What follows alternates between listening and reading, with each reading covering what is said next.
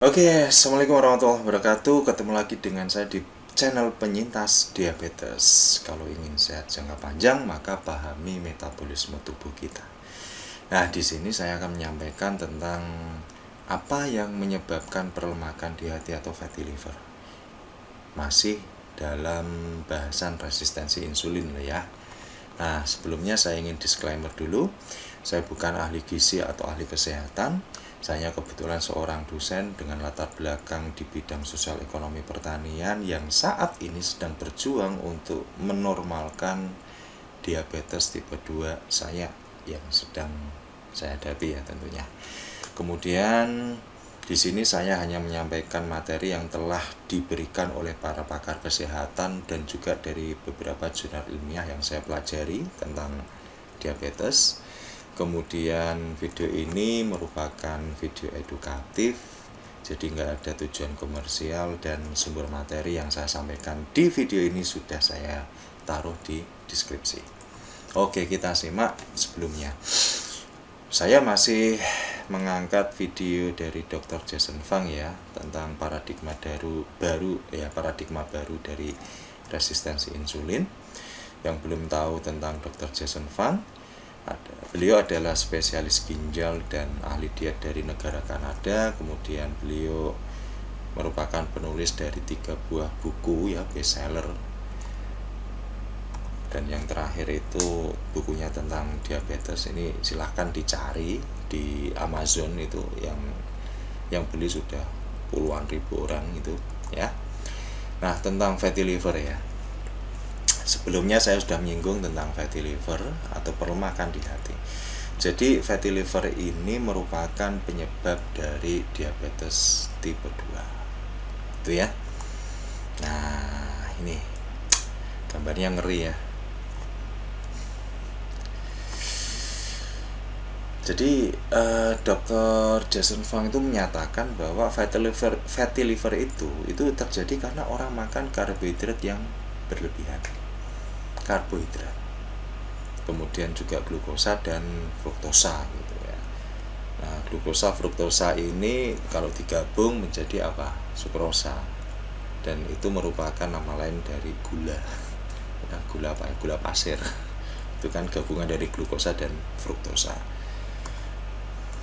Nah, dia mencontohkan itu gini, ada namanya Fagra gitu. Biasa apa ini? Itali ya, Fagra. Itu ada satu makanan yang berasal dari hati bebek atau angsa yang dipaksa untuk besar. Mahal ini, mahal. Ya, itu saya ambil dari salah satu online, itu ternyata harganya 375.000 ya. Itu hanya untuk satu buah hati apa tadi, foie gras gitu ya. Nah, ternyata dalam prosesnya, bagaimana cara membuat hati angsa atau bebek itu membesar? Ternyata angsa atau bebek itu dipaksa untuk makan pati atau starch ya. Ya, anggap aja itu sebagai sumber karbohidrat. Paksa yang sangat banyak gitu ya. Ternyata apa? Ketika bebek atau angsa itu makan pati itu atau starch itu ya, pati karbohidrat lah istilahnya, itu ternyata hal itu yang membuat liver atau hatinya itu menjadi besar. Nah, dari situ, nah itu yang membuat fatty liver ya. Jadi gini, jadi penjelasan dari Dr. Jason Fung itu menggarisbawahi bahwa ternyata fatty liver itu disalahartikan ya. Jadi lemak yang terjadi pada manusia itu selama ini dipahami berasal dari lemak. Ternyata enggak. Dan saya juga baru paham ini ketika saya terkena diabetes. GDP saya 307 pada bulan September 2021 kemarin ya. Ternyata yang bikin saya gemuk itu bukan makan lemak, tapi makan karbohidrat. Sehingga glukosa dalam darah saya itu naik. Nah, itu ya. lemak yang dimakan oleh manusia itu akan langsung diolah oleh tubuh melalui hati atau liver. Itu. Jadi bukan lemak ya yang menyebabkan makanan bukan makanan lemak ya, bukan lemak yang menyebabkan fatty liver, tapi kelebihan glukosa dalam darah yang menyebabkan fatty liver. Dan ini penting karena apa? Fatty liver itu akan menyebabkan resistensi insulin. Dan kalau terjadi resistensi insulin maka akan menyebabkan diabetes tipe 2. Kan gitu, ya. Jadi kadar insulin tinggi ya dari karbohidrat atau glukosa yang berlebihan menyebabkan kadar insulin itu tinggi, dan biasanya hal itu menyebabkan obesitas atau kegemukan. Selain itu, kadar insulin yang tinggi itu akan menyebabkan fatty liver. Gitu ya. Fatty liver menyebabkan resistensi insulin. Resistensi insulin menyebabkan kadar insulin tinggi, dan itu adalah lingkaran setan dari penderita DM tipe 2. Nah, ceritanya seperti itu. Oke, nggak perlu panjang-panjang, sedikit-sedikit aja agar mudah untuk dipahami ya. Dan video selanjutnya mungkin saya akan membahas tentang jurnal-jurnal ilmiah yang berkaitan dengan sindrom metabolik, khususnya tentang diabetes. Karena apa? Memang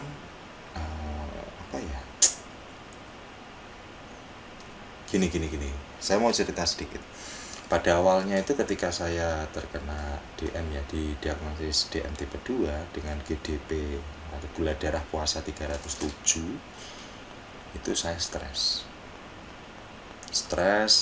Bayangan saya minum obat seumur hidup, kemudian DM tipe 2 itu kan terkenal sebagai penyakit metabolisme yang tidak bisa disembuhkan, semuanya serba terbatas gitu, dibatasi ini kan. Namun memang dari video, kenapa kok saya mengungkap atau mengangkat Dr. Jason Fung? Sebetulnya masih banyak pakar-pakar lain gitu ya. Tapi saya bisa nggak depresi berkelanjutan ketika pertama kali melihat video beliau. Makanya saya itu sangat berterima kasih, saya thanks a lot ya dengan Dr. Jason Fung, yang karena videonya dia itu bisa membuka wawasan saya dan menarik saya untuk terus belajar tentang sindrom metabolik, khususnya tentang diabetes.